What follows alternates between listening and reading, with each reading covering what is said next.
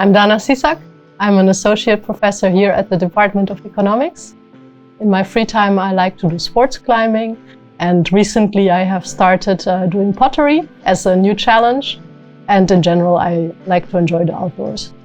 Why did I choose economics? I think that's an excellent question. So maybe economics chose me in the end. I didn't actually choose to study economics from the start. I actually studied business administration first. Maybe I didn't even really know what economics is at that point, but because I also had some economics courses during that study, I really found it very interesting. And I decided after the first year to switch to economics and to pursue it further. So I ended up at Erasmus quite coincidentally. So I was at that time in Berkeley. It was during my PhD. And I met a professor from the Department of Economics there who was visiting, Bauke Fischer. And he told me that there's a position open here at the department and I should apply. I did, and it turned out to be a great match. When I started, I was definitely motivated by the research, but I really got to enjoy teaching also a lot. So right now, I think the two are really just very complementary. By also teaching students, you also understand the research better. You get a bit more of a bird's eye view. So it can really reinforce each other. And plus your research may be the most passionate in explaining to your students. So in that sense, I hope that they also benefit from me doing research in the field that I'm teaching. What I'm working on currently, it's a theoretical project, so a game theoretic modeling. And in particular, we want to systematically understand information sharing between peers. So you can think of Facebook or Twitter or just meeting each other and telling each other news. So why do you share this information with your friend? The part that we want to focus on is social image concerns. So I just want to look good in the eyes of my friend.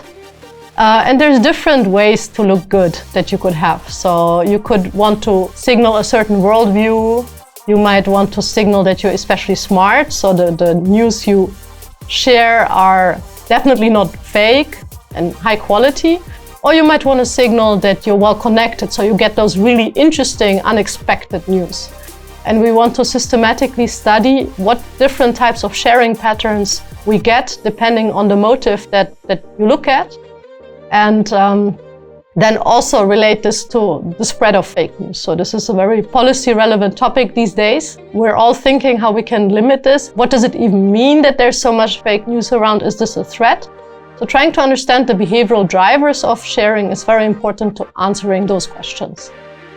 Coming up with research ideas is very easy, at least lots of them. Whether good quality, that's maybe a different matter, but in principle, it can happen at any time. So while running, while talking with anyone, it doesn't have to be colleagues, could be colleagues, while listening to the news.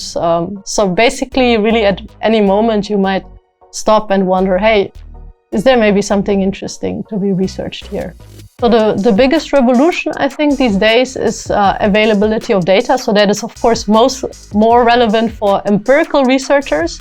But our possibilities of observing human behavior have just become much, much better. So we can collect data much quicker, data that we couldn't dream of 10 years ago. So really, a lot of new studies are becoming feasible and easier to do.